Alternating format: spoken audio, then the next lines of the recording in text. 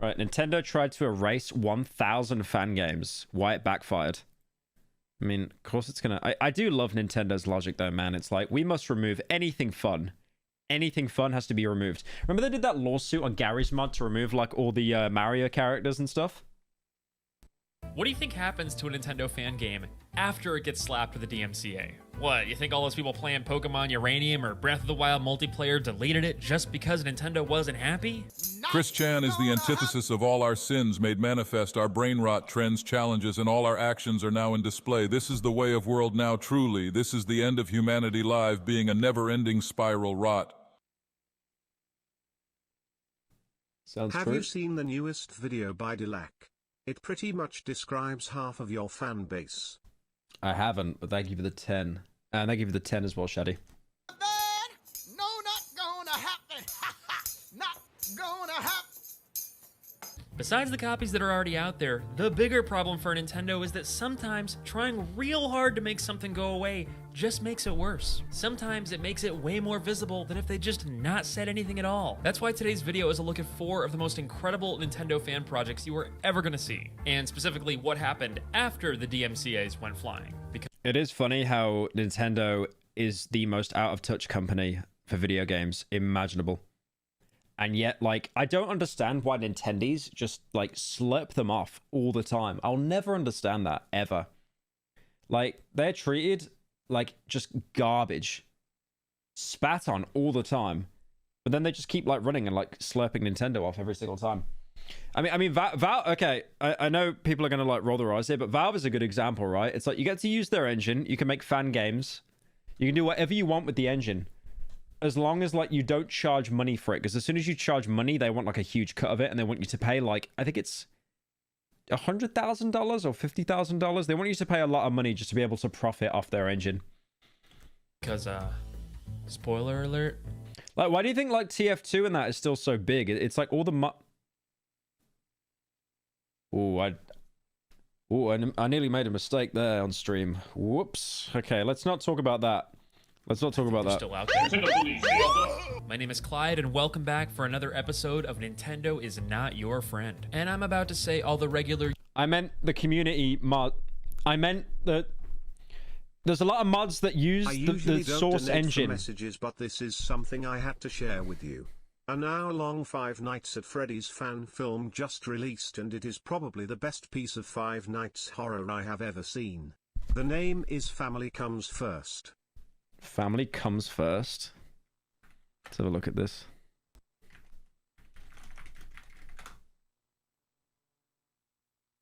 Ooh, okay, it's an hour long. That's mental. Okay, we could bookmark that. We could bookmark that. Thank you, Ennis, for joining. I was saying that Valve has a lot of fan games, right? Because people are allowed to use their source engine. Okay, that's what I meant to say. YouTuber stuff like, if you like the video, please boop the like button and subscribe and blah blah blah blah blah blah blah. And those things are appreciated, and they really do help out our very small channel, so thank you. But even more important to me is that as we start to talk about these games today, I want to ask you to keep a question in the back of your mind. There's so few games. I've resorted to my 19th playthrough on Dark Souls 3. Yeah, my game library has actually been so vapid because most of the games I can't touch because I'm waiting to stream them or do videos on them. I played Deadlock a lot.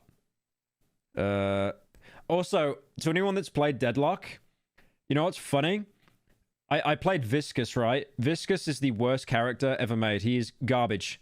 And then I switched to Paradox, the woman with the funny lava lamp head. I clapped. It was so good. And then Ivy as well. Ivy's really good. What else have I been playing? There's like this Russian game that's really bizarre, and then Okay, this has actually been kind of a good game to play. And then I tried that game because Critical. Say hi to Liz. Go away, Liz. Get out of here. And that question is, what's really stopping fan games from being able to coexist alongside official ones? You should try Team Fortress 2. I heard it's a good game. I haven't actually tried it before, but I might do. Thanks, man. Nintendo already has an answer to that question. They would have you believe that it would damage their brand or hurt their game sales. But is that true? Is that really why they... I mean, I'm just going to be racist here. I think it's just because Nintendo are Japanese and they're just out of touch.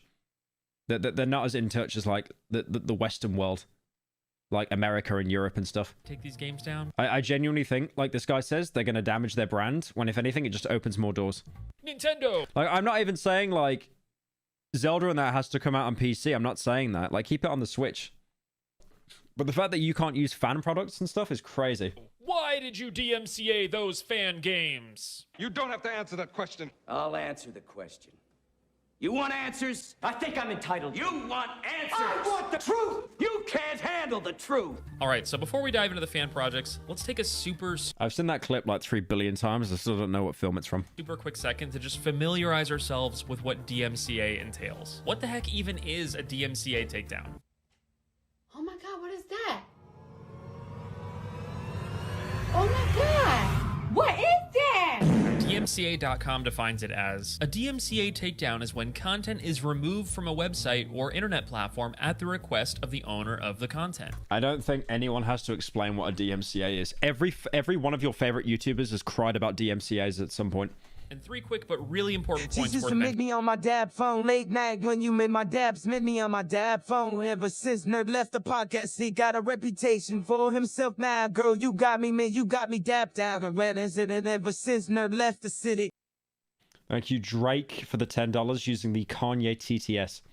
Here. First up, in order to actually submit a DMCA request, you need to either be the copyright holder or someone authorized to act on their behalf. This is Do you remember when Nintendo had that garbage partner system where you could join their network? Oh, that's right. They'd claim you if you uploaded YouTube videos on their games. Like, Video Game Donkey, right, is the biggest Nintendo shill I've ever seen in my life. Like, they will make bad games and he will still ride them relentlessly. But even though he still did... I remember he did a video on Mario Odyssey, and then that video got claimed by Nintendo for using music from Super Mario Odyssey. And it's like, the guy is giving you free promotion.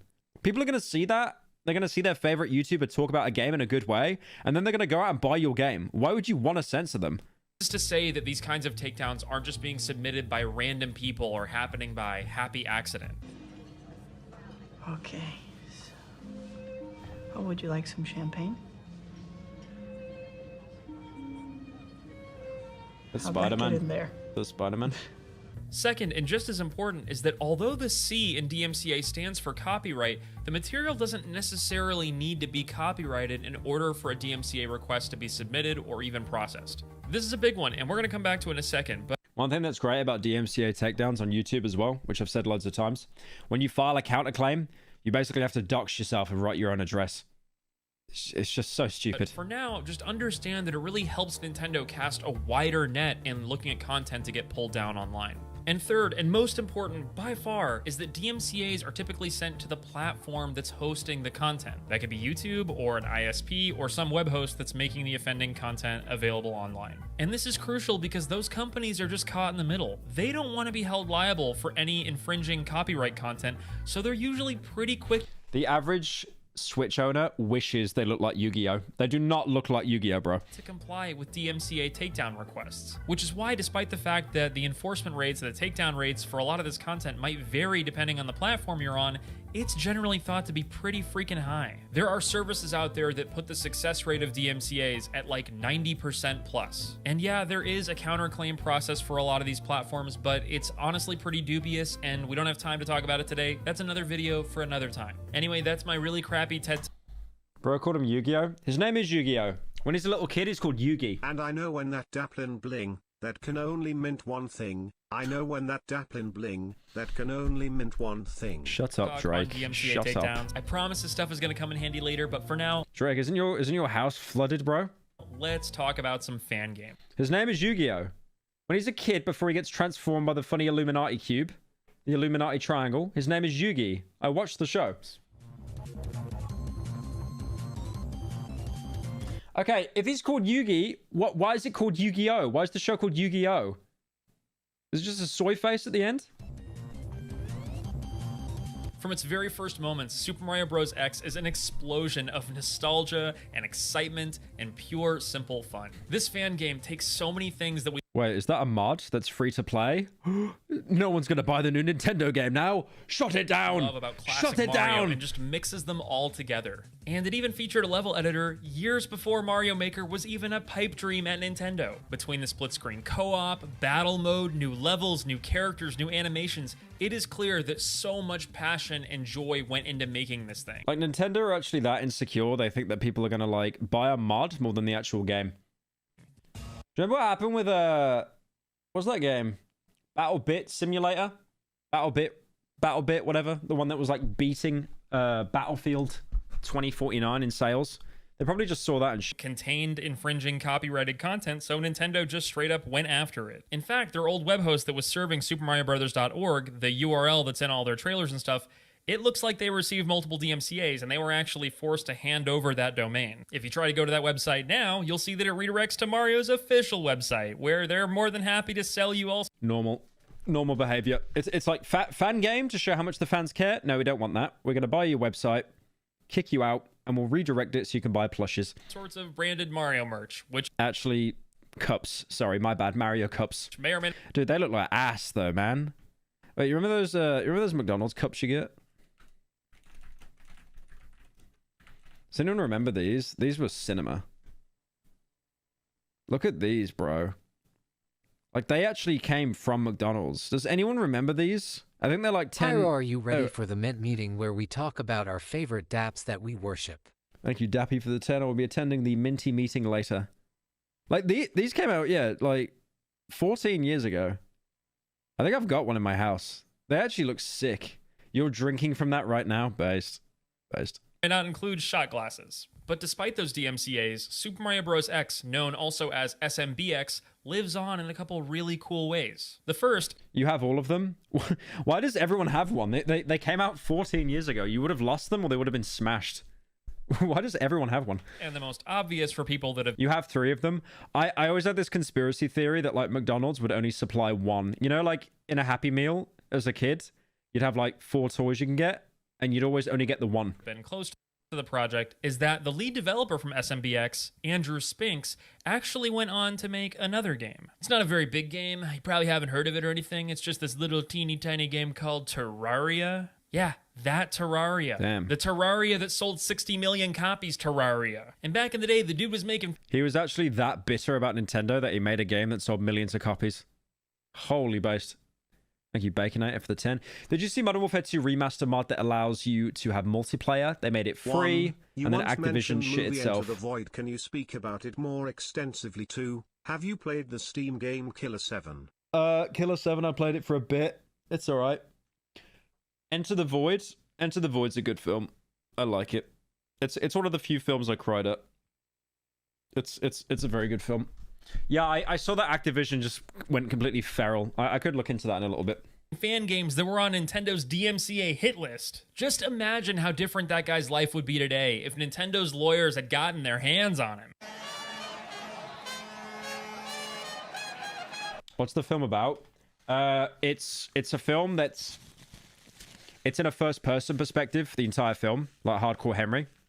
And it's about a guy who's living in Place, Japan, and he's a drug dealer. And he gets shot by police and he dies in like the first 10 minutes of the film. And then the rest of the film is him reliving his life before he got shot. So you've got like his parents die when he's like a kid.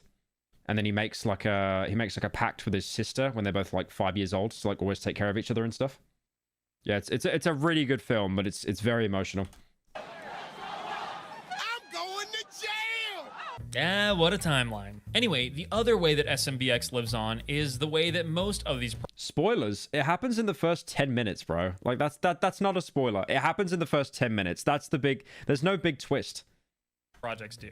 They remove the copyrighted material, they put their code on GitHub, and they put out a statement on their website making it very, very clear they don't condone piracy and they do not condone copyright infringement. All this stuff here, including a link to the GitHub with the source code, it's just here for archival purposes. It's just here for fair use and commentary. This is like when Sony started to snipe all of the PS1 emulators and you had to use like an archive of the website to get them. We're just a fan site to document the game, and we definitely... I don't know why companies are so against like releasing games. It's like, you know, you don't want us to emulate them, but you don't make it available to play anywhere.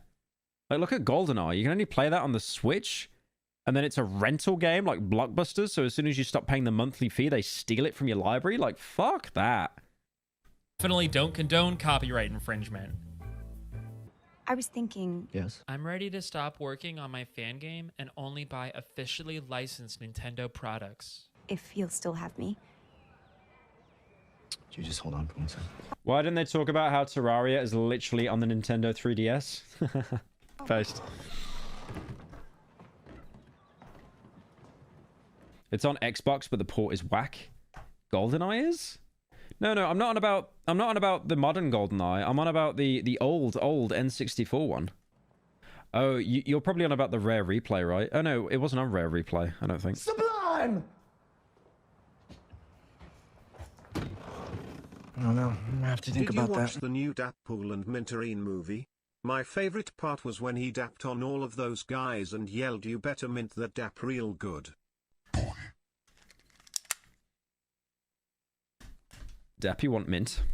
So yeah, this is clearly all just a big legal song and dance, but the TLDR is that the project is still out there in some capacity. Apparently there's even a sequel in the works, and although I imagine that Spinks hasn't been attached to the project in a very long time, it's cool to see there's still a community of people that care and are interested in pursuing that kind of a project. But before we move on, I want to take a moment to look at 2 comments left on the SMBX YouTube trailer that just stayed with me. These are comments that should just not be ignored. First up, "This game is so fun that it's obscene. So fun it's..." Oh, that's Bunny Hop's show.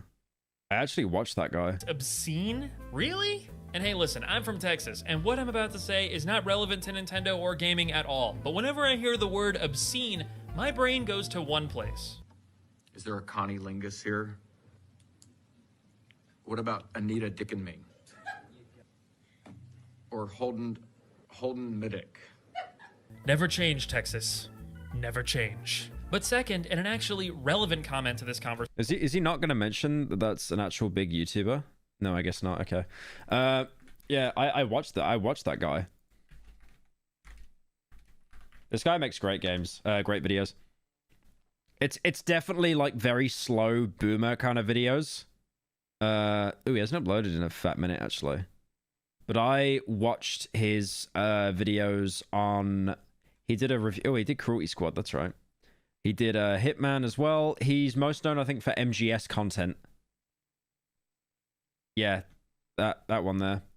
His videos are really good. I would definitely recommend checking that guy out. He does great game reviews. Conversation is this one. Why isn't Nintendo paying these guys to make official games like this for its consoles? I mean, seriously. They could pay these guys a fraction of the cost they would pay big developers. They could watch over them, give them quality control and support, and they make a crap load in sales and money. They could be making both great products and lots of money really, really easily if they just utilize the resources like this that are available to them. If I were working for Nintendo, Yeah, that's a great question. And it's not like this is totally unheard of in the gaming industry. Companies like Valve and Sega and other big gaming titans have recognized the 8 months, Pyro main channel. When's that the last time I've uploaded? Let's have a look. Oh my god, it's been 6 months. Yeah, that's not good. Well, we're going to change that with Darkwood soon. Passion and hard work and skill that goes into making some of these fan games, and actually hired those people to make games for the company full time. I'm just saying, if I was working at Nintendo when the dude that made Bowsette was popping off, man, I'd have thrown so much money at that guy. Imagine the possibilities. In fact, I want to take just a slight detour Kuma. here to talk about Sega for a moment. Because while I was doing research for this episode, I came across something. Yeah, 6 months is actually crazy. That's such a long time. I promise, when Darkwood comes out, we're doing monthly videos. I'm never going that long without a video again. That blew my mind. And that is 20 TikTok years. No, that's like 7 gorillion TikTok years. For me, that's like 800 BC in TikTok years. What I'm about to talk about really highlights the difference between companies like Nintendo that wield copyright as a weapon that are comfortable. I'm not. You did that 20 times. You should pay $1,000 for that dono. I'm skipping that. Issuing hundreds or even thousands of copyright strikes all at once versus other companies that really only use DMCA takedowns as a last resort. And to understand this difference, all we have to do is look at how Sega handled Sonic Boom. Back in 2016, Sonic Boom was really having a moment online. The only thing I know about Sonic Boom is Sonic is voiced by the same guy that voiced Kyle Crane in Dying Light. Kids were enjoying it, parents that grew up with the characters were enjoying it. It was kind of going off online. Some people were enjoying it so much that they were actually uploading entire complete episodes of Sonic Boom to YouTube. But rather than pull a Nintendo, Sega went out of their way to actually warn channels and warn creators they were about to get a copyright strike. Soon, a small handful of you may be getting messages from us on YouTube about your ability to upload and maintain certain Sonic Boom TV show content. Don't panic, we're not the kind of bullies that want to have your accounts damaged or your ring stolen just because you like the Sonic series. Your ring In the stolen. short term, we'll be sending some letters to people who have uploaded full episodes of Sonic Boom TV show content so they can remove them without needing to worry about getting a copyright strike on their account. Users who don't remove them on their own will have them taken down. We think the stuff you guys do is awesome, and we thank you for your understanding and continued support. I mean, that's fair. That's fair. Because, you know, like, with that as well, I feel that uploading a direct episode is different to a fan game, right? Because it's like, you're not transforming anything. You're just uploading the entire series. And then it's like, you know, kids are going to be like, ooh, should I pay this money to watch this program? No, it's all on YouTube. Just watch it for free. Like, that is when it does actually hurt the company. And it's like, and even then, they're like being super nice about it. Like, that's fair. And let's just acknowledge, this is incredibly kind of Sega to do. They did not have to do this. They could have just pulled a Nintendo and let the DMCAs rip. Isn't Sega literally an Asian company as well? Everybody in the audience, now listen to me carefully, is being given a special package, and I don't want you to open it. Do not It's Feastables, guys. There's Feastables inside those packages. open it. Cameras are on you, so do not open until I tell you. All right, open your boxes. Open your boxes. 1, 2, 3. Okay, that's like the first joke that he's made the whole video that actually made me laugh. Takedown, takedown, takedown, takedown, takedown, takedown, takedown. But no, they went out of their way to warn people before the And you get a DMCA, and you get a DMCA. Copyright strikes. I remember like a meme of... What's that woman's name? Is that Oprah? Is that Oprah?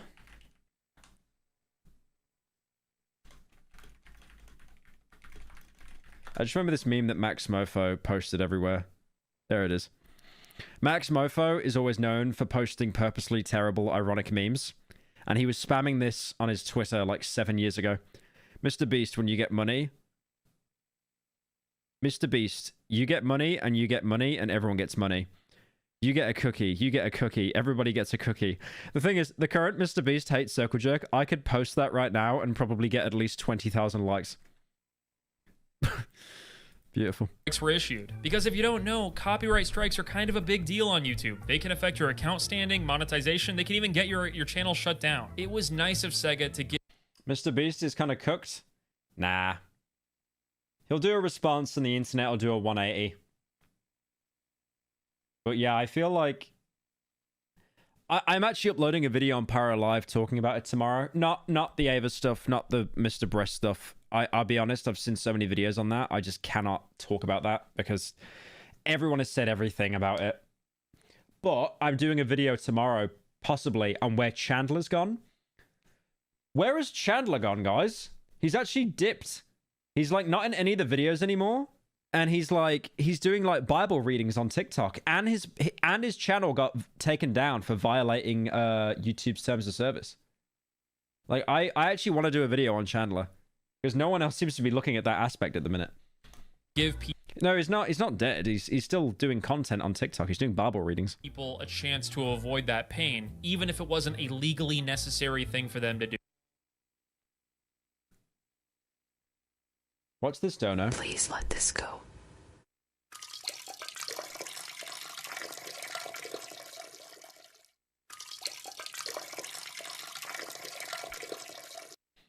Skipping that one. Get touched. So, good job, Sega. Anyway, that's enough about SMBX and Sonic Boom. Let's move on to a different type of fan game. One that I know I personally would have enjoyed the heck out of back in the day. And I'm talking about The Legend of Zelda, The Missing Link. Isn't that a fan game? I played Majora's Mask for the first time a couple months ago when I was in Place, Sweden. It's actually such a good game. I totally understand why people love Zelda so much. And then I played Breath of the Wild when that came out, and it put me to bed within like half an hour. But Majora's Mask Pyro, is so good. Can we watch the 2 episodes of Punch Punch Forever after this video? It's on, and I think due to the EP1 shadow ban it's worth to give it some attention. What's Punch Punch Forever? I mean, I could look at it, but I don't think it's... What is Punch Punch Forever? Oh, it's the anime show that Speedo Sausage did, right? I mean, maybe. I don't know if you're allowed to. I don't know if he'll get angry or not.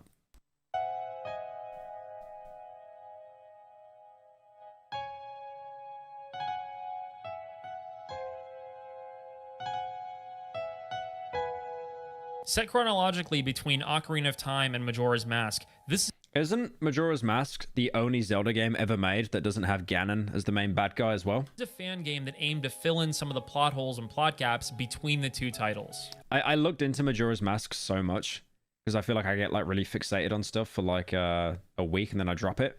But the development behind Majora's Mask is so interesting. They basically had less time than Ocarina to make a sequel. So they actually reused so many of the assets and so many of the characters from Ocarina. And then they wrote like lore-ways on how it kind of makes sense and stuff. Like apparently the mask salesman is really nice in Ocarina of Time.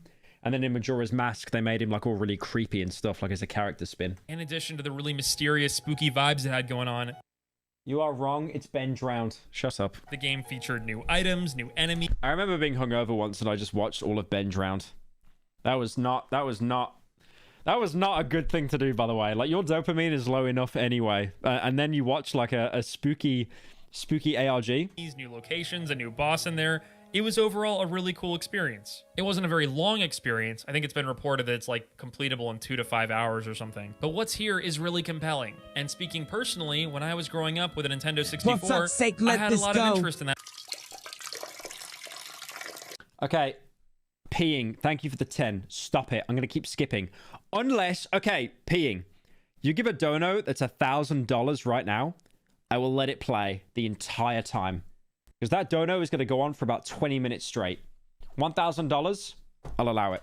That part of the Zelda timeline. Playing Majora's Mask as a kid, I wondered more than once, how did Link and Navi get separated, and where did that adventure take them? And I tip my hat to the fans that worked on this project so passionately to try and connect the dots. And by all accounts, they did a great job. PC Gamer ran an article showering this fan game with praise, saying, "The Missing Link is a fan game alright, but from the hour or so I've played, it's a damn good one. But at the risk of jumping ahead, we can already see where this story is going because the video is no longer available. Like, they didn't even take down the mod. They sniped the video giving it praise. Nintendo Genius. Those lawyers jumped Actual Nintendo moment. on this game harder than Office Space This shows how Nintendies are making this company too much money, that they can hire a legal team just to keep sniping anything fan-related. employees on a freaking printer.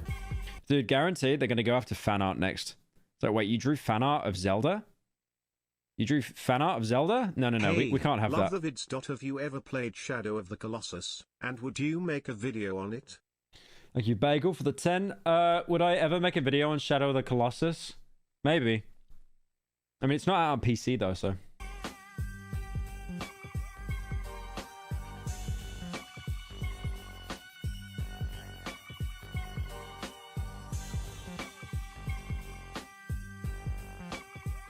Broke off like an iPad kid.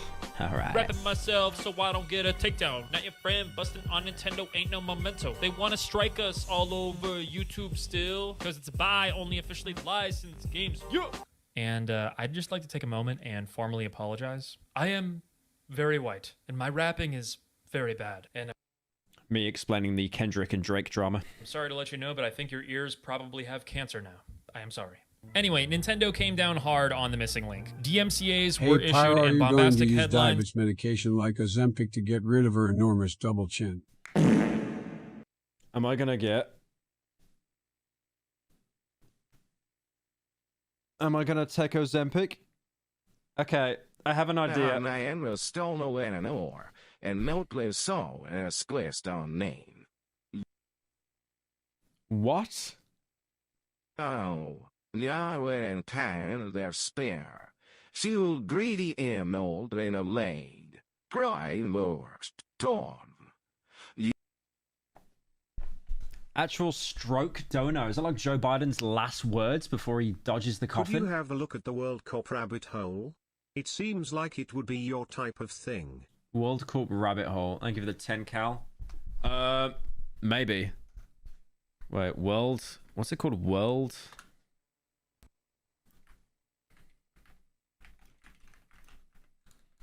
World Cup? World Corp. I put the Shalom in homosexual. What have you linked, bro?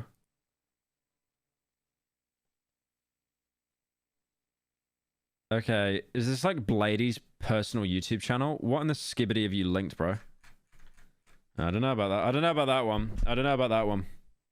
That's a weird one.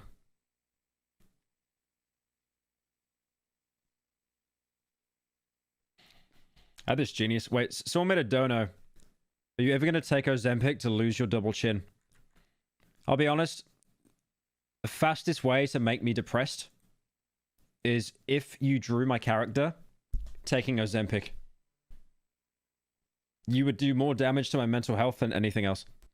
Flew front, right, and center. But much like SMBX, if there was somebody out there that was interested in playing the missing link, I'm sure there are still repositories. Thank you, Aaron, for joining. Or websites out there that have the source code. And also, just like SMBX, the lead developer of the missing link, a guy that goes by the handle Kaze Emanuar, actually went on to do some incredible things too. He's actually gone on to continue making fan games and mods for other Nintendo titles, and he shares a lot of his incredible creations and passions with his YouTube audience. Seriously, check this stuff out. Even if it's not officially sanctioned by Nintendo, there's some incredible stuff here. So good job, Kaze Emanuar. Your games are awesome. All right, so these last two fan games I want to talk about, they're different. And that's because the games we're about to talk about are more than just games. They're full-on communities and storylines, and it's kind of a lot. So it just feels right to put them in their own category. First up is every Pokemon fan's wet dream from the 90s, Poke MMO.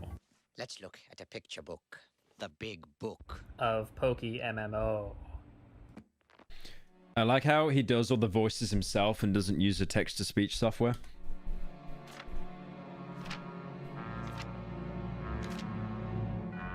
Okay, he's actually Akuma. This is reaching Pyrocynical levels. That is the second time he's put Bowser in the video with no context.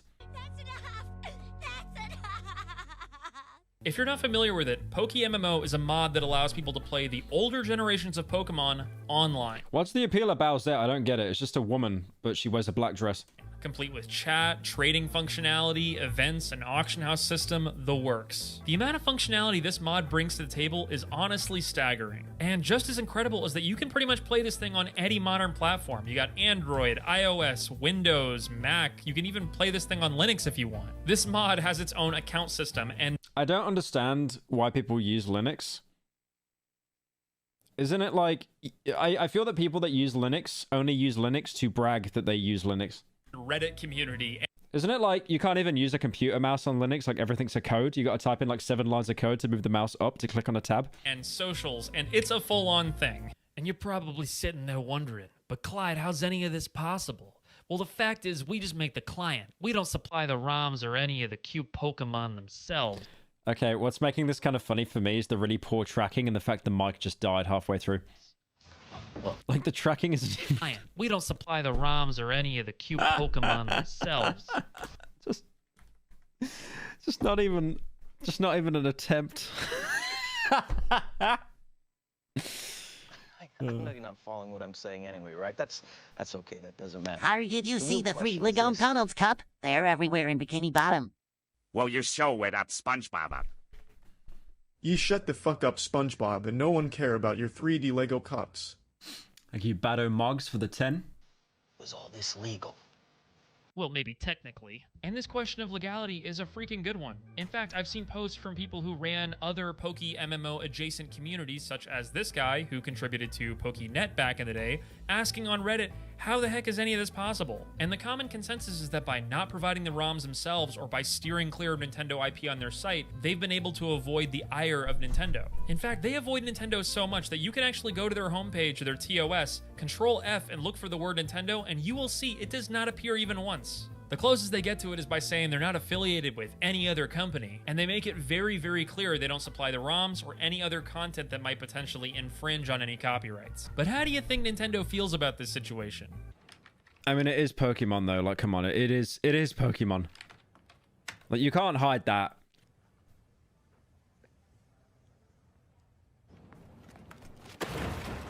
Yeah, probably not too happy. And something tells me that if Nintendo could have sicked their lawyers on them by now, they probably would have. The game's been up since 2012. This is not a new fan mod on the block. Your content is a huge inspiration to me. I even decided to make my very own Resident Evil 7 video essay recently because of you, so big thanks. Thank you, Calico Crypt, for the 10. That's sick to hear, man. Congrats. That's really cool. Fun fact of the day for you. Did you know that Nintendo loves their lawyers so much they actually named one of their most iconic Pyro humor? I mean, I don't hate this guy's video. I think it's really good. I just think the cutaways are like, you know, when you watch so much YouTube that you kind of see the same gags over and over. But how many subs does this guy? This guy has 5k subs, man. Like, this is probably one of his first videos he's ever uploaded. Like, this is, you know, for someone that fresh on YouTube, this video is really, really good. character? My humor's just cooked. It's like, you know, me watching Blazing Scrubs, like Mr. Incredible gets killed by a JDAM missile. Shut up, citizen. I need to think. After one. Who's that lawyer man? I gotta watch it. I gotta watch it. It's not gonna get out my head until I watch it. Shut up, citizen. I need to think. Where's the bit where she gets shot?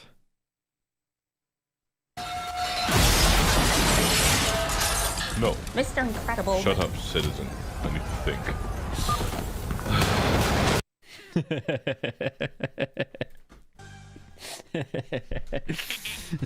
It's John Kirby.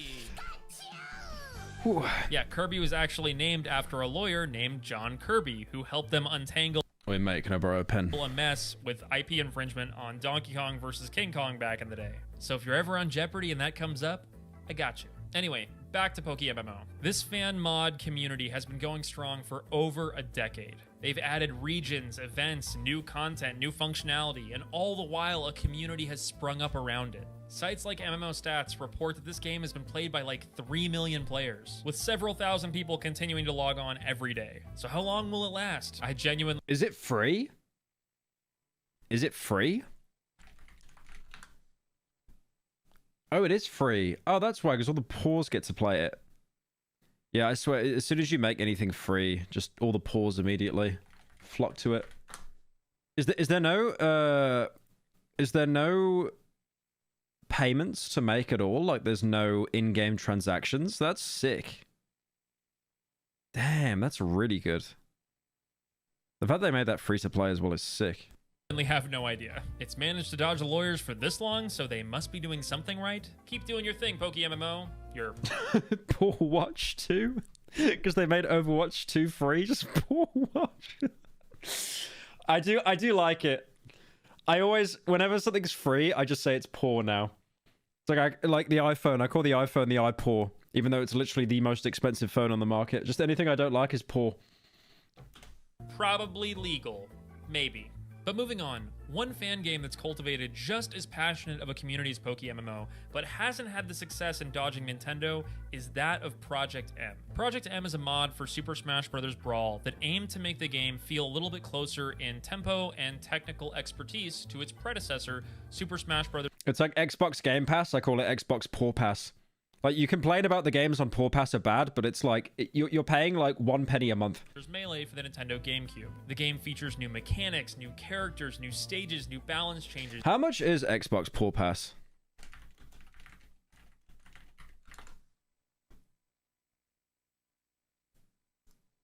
I typed in Poor Pass. How much is it? It's so unfortunate that Nintendo fans do defend the company so much. Just because they release good games doesn't mean they have to defend their business practices. Yeah, Nintendi's slurp it. Oh wow, it's actually 20. Okay, it might not be Pool Pass. 20 a month. That's actually a lot of money. Okay, never mind. It's $1 for 14 days, and then it's $20 a month. That's like YouTube Premium. That's expensive. Hey Pyro. Do you know the Half-Life Opposing Force and Blue Shift remake Operation Black Mesa and Guard Duty? Apparently, about half of that team left and it's looking grim for that team and project. I have waited 50 years for its sad face. The Opposing Force and Blue Shift remake. Oh yeah, I know they made a mod for Blue Shift in Black Mesa, right? In the Black Mesa Crowbar Collective one. Half the team left. What happened? Was there like some drama or something? And so YouTube Porium. much more. The sheer amount of content in this mod is an incredible testament to just how passionate its fans and its community really are. There are just so many incredible, cool changes that make this a really special fan game. And it's not surprising that a lot of people in the community wanted to see Project M included at competitive events alongside other Smash games. But Nintendo really didn't like that idea. Is it okay if we play Project M at Smash Bros. Tournaments? Guys, look, it's Omni-Man. It's Omni-Man. He's going to say the line where he says he misses his wife. And then he's going to throw a drum kit at some child in Whiplash. You serious? To say that Nintendo threw a fit here is a serious understatement. They have gone scorched earth with this community. And not just in shutting down events in the lead up to them, but in pressuring Twitch and tournament organizers to slowly, quietly not present Project M as much. And full disclosure here, I am pretty biased when it comes to the topic of Smash and Nintendo. Eagle-eyed viewers of this series will have noticed that I like to wear Melee merch because I'm a huge fan of the game and I'm an even bigger fan of the competitive scene of Melee. Like low-key, I watch every major with my dog, I type GG's in chat after every single set, and yes, I do scream bloody murder when something epic happens on screen. You're hoping, Yoshi, in that position, you're hoping that you get the DI either to avoid the next hit, or when you don't get the DI to avoid the next hit, you're hoping that you can get your armor off. Okay, I don't scream that much, but I'm Holy soy. closer than you Holy soy. would think. The point is that I love Melee, and I love the storylines, and I love the people that make up that community. And while I've not played Project M for myself, I know of a lot of people that have. It's beyond frustrating that Nintendo's been so unwilling to just let people play this mod for an old-ass game. And if you're a Smash fan, this isn't news to you. Nintendo's been dunking on Project M forever, but they've also been dunking on Melee and Brawl and Ultimate and every other game in the Smash series. And I'm just gonna go ahead and put this out there. It's very likely that the episode I make on Melee will probably be the last episode I make in this series for Nintendo's Not Your Friend. I have so much to say about that community, how resilient they are, how much BS they've put up with over the years, how much they've banded together, and it's probably going to turn into a 4-hour diet. Smash fans would easily miss the birth of their own child to play one more match of Smash. Tribe, and it's going to be a long-ass episode. But I want you to know that pretty much... I did a video on Super Smash Brothers, I think, years ago. No, I definitely did. Yeah, 5 years ago. Yeah, that was, have I got... It was a Do I different have team, AIDS? not associated with the Black Mesa one. Yeah, Oh, I see. drama, though rightfully so. Bad actor on the team isn't getting kicked off and is only on a 2-month suspension. Posts big garbage on his socials, so is a terrible look for the team. Yeah, I did a video on Smash Brothers like years and years ago. You know what the funny thing is? I never had lighting right my entire career, so I just look really ill in this video. I look really ill. Do I look any different now? Have I just not checked? This is 5 years ago. I don't look any different. I was 22 when this came out. Oh my god.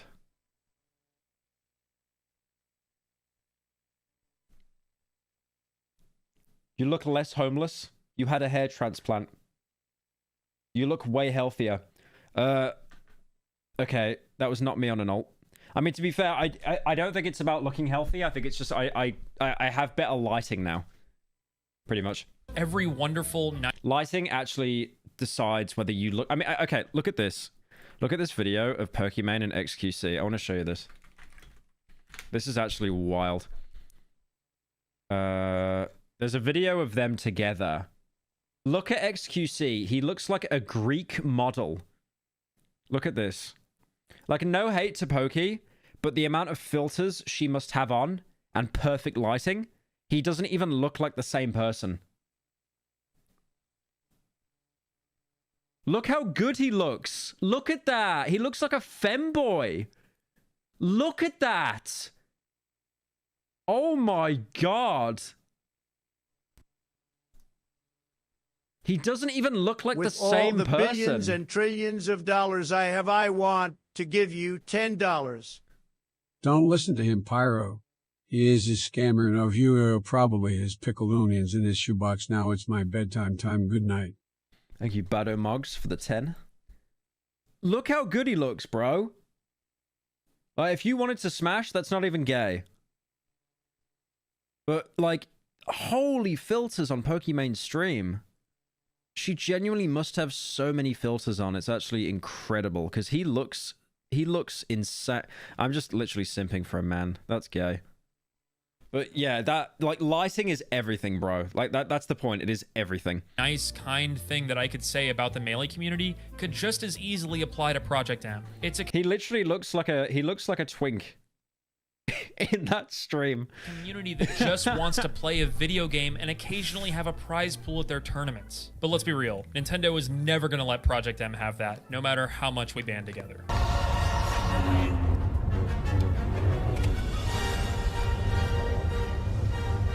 Nintendo. The community behind me. I thought that was Homelander. Not Homelander. Butcher, the other one. You underestimate my power. Don't try it. Don't try it. When we started this video, I asked you to keep a simple question in the back of your mind. What's really stopping fan games from being able to coexist alongside official ones? Take any of the fan games we've talked about today, or their successors, and really ask yourself the question, are these games actually harming Nintendo's brand? Are they actually really damaging their sales? Me personally, I don't see it. And don't get me wrong, there are absolutely fan projects out there that I would feel differently about. We talked in our last episode about how young a lot of Nintendo fans are and the need to protect them. And I honestly think that's even more true when it comes to fan games and fan content. But to just blanket say nothing, nada, never to so many of these fan games and projects, it strikes me as going a little bit overboard in protecting their IP. And sometimes it backfires. Sometimes, in Nintendo's desperate frenzy to make something go away as quickly as possible, they actually accomplish the opposite. They bring a lot more attention to something than if they had just not actually said anything at all. He's acting worse than you did when you tried to cover your farts by coughing. Okay, welcome to the PTA meeting. On the subject of school lunches, I know there's been some concern about nutrition.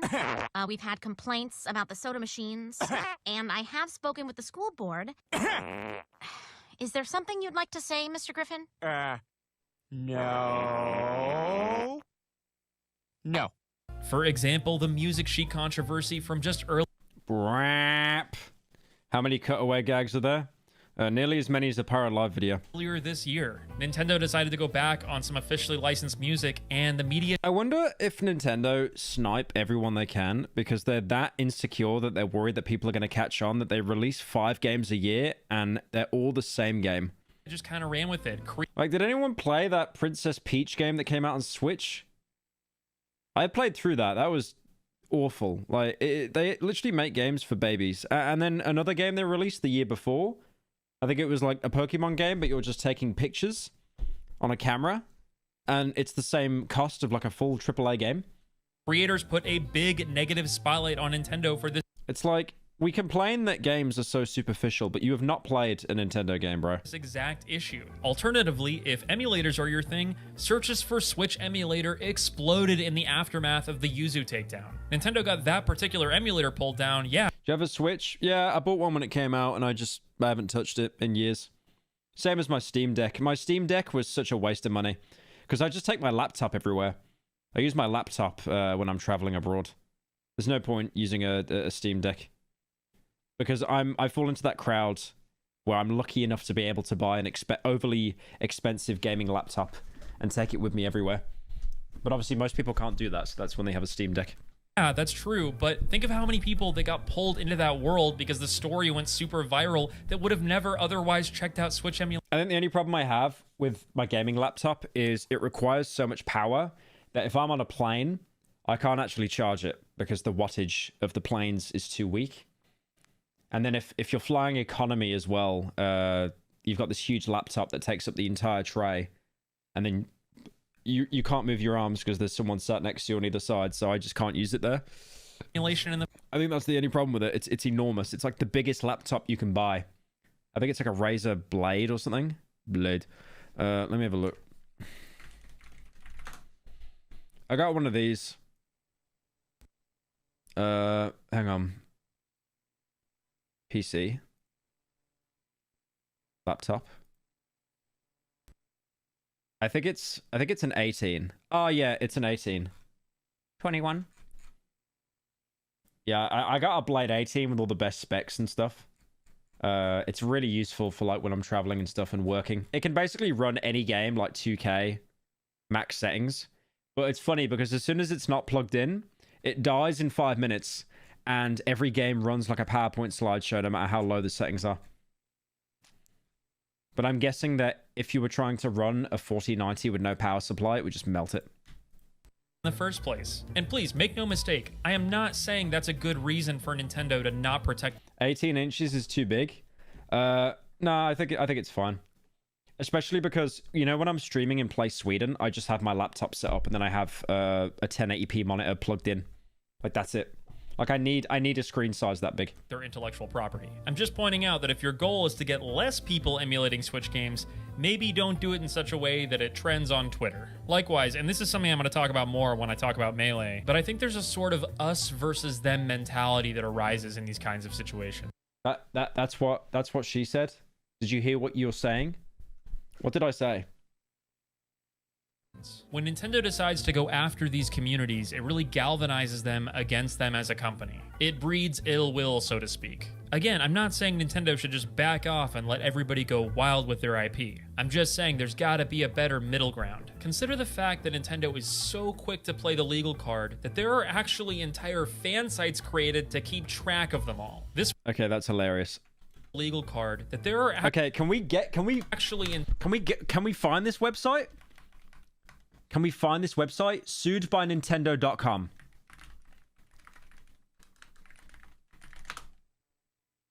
Okay. Okay, this is funny. Nintendo has collected 9 coins. Nintendo has relocked content 37 times. Nintendo played this game 77 times. Nintendo has invited lawyers to Smash 31 times. YouTube channel removed for using a mod. Octoboy was making Splatoon content. Metroid Prime covers were removed from YouTube. YouTube got more than 500 copyright claims. Nintendo closes the DP Sound library. They issued takedowns of an MSM64 guide. Pokemon FPS videos removed. Oh, I remember the Pokemon FPS game. Didn't Critical cover that? The eShop for 3DS and Wii U will shut down. Yeah, I remember they did that. It's all lost media now. Not gonna lie, I was like, damn, when is this VOD gonna end? But I just remember it's an actual stream, lol, love from Mexico, Bubba. Thank you, Nair, for the 10. Actually, entire fan sites created to keep Dude, my eyes actually hurt looking at that screen. Oh my god. Of them all. This one here is titled Sued by Nintendo. Great name, by the way. And it exists just to keep track of the many, many interactions that Nintendo has legally with their fans and with other companies. Like, so many of us are just in the audience watching Nintendo go totally ham on a fan game, and it's just not a great look. It's all just an act. Stop!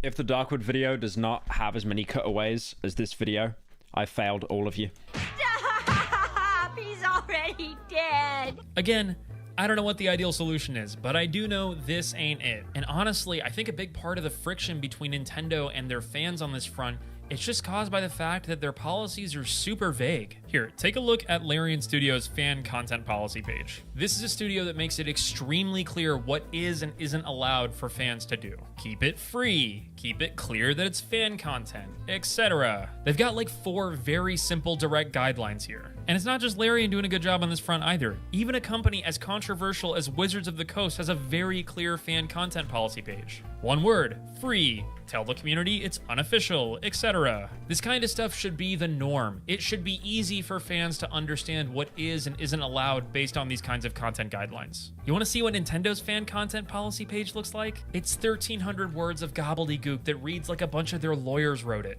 which they probably did. You may monetize your videos and channels using the monetization method. Other forms of monetization by intellectual property, commercial third party, you are responsible. What? And their Q&A section does not make this any clearer. You've Yeah, this was the partner program I think they had. got questions that seem simple, like what types of content are acceptable within these guidelines? And the answer says, oh, Let's Plays and reviews are within the scope. They're great. But I can't help but point out the reality of the situation is that even though this content guideline says Let's Plays... You should play Juice Galaxy. It's not finished yet, but it's fun. I'll probably wait until it's finished. are fine, we've seen time and time again, DMCAs have been issued for this kind of content on YouTube. So I don't really know. And honestly, I'm not ashamed to admit that even I am a little bit nervous about uploading this kind of content to YouTube.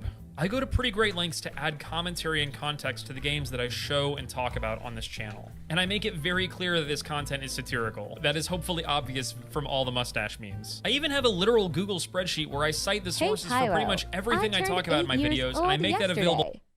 I can now go to bed at 8 p.m. instead of 6 p.m. That's great, oldest Pyro I am now viewer. allowed to wear my big boy pants to bed instead of wearing nappies. That's great. I can That's now great to eat hear. more sweets than before and watch Skibidi Toilet for 2 hours per day. Thank you, oldest Pyro fan, for the $10. I assume you left the tooth under the pillow or something to be able to make that dono. So yeah, great job, man. Thank you. Publicly, and even then I'm still nervous. I genuinely think I could just sign on YouTube one day and just see your channel has 1 million copyright strikes. You're gonna get out of here. My point is that fans and creators should not have to wonder if what they're doing is gonna get them a copyright strike or a DMCA. It shouldn't be a mystery. Anyway, wrapping this video up, my point is that Nintendo can and should do a lot better on this front. I would challenge Nintendo to make their policies even clearer if they can. And in some cases, I think it'd be great if they would extend the olive branch to members of the fan modding community and the fan game community. The people that make a lot of these fan games and mods are some of the most passionate people in the entire world. Other companies would legitimately jump for joy to have fans this passionate about their games. Nintendo should celebrate Really that passion. They when should you're capture getting a it. commission from Trinity Fate. Trinity Fate? Is that who I'm thinking of?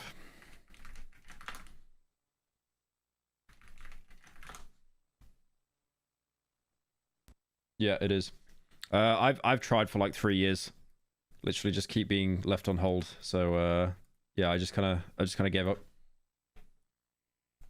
They should turn that into lifelong fans, not mortal enemies. And yeah, every now and then when somebody does release something that is in bad taste or actually abusive, Nintendo should come down on it. They should be ruthless and they should protect their IP in those situations. But for me, when it comes to normal fan games and normal passion projects, it shouldn't be Nintendo's first option. And until they change their ways, this is just going to remain one more reason as to why Nintendo is not your friend. But if you'd like to be a friend of the channel, It's more they just attack every aspect. Like they attack like YouTubers as well. That's the worst thing to go after. I would love it if you would subscribe or leave a comment. Trinity Fate said no. No, they said yes and then just never got back to me. But I don't like to push artists, so Comment and tell us about your favorite fan games, the kinds of projects. Well, I gotta check now actually.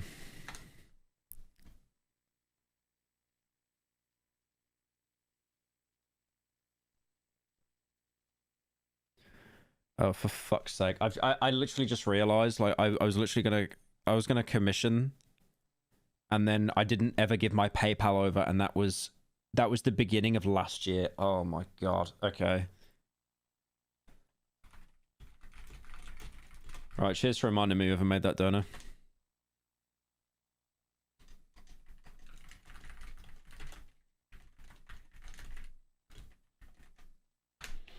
How did I forget that, bro? That's wild. That's wild.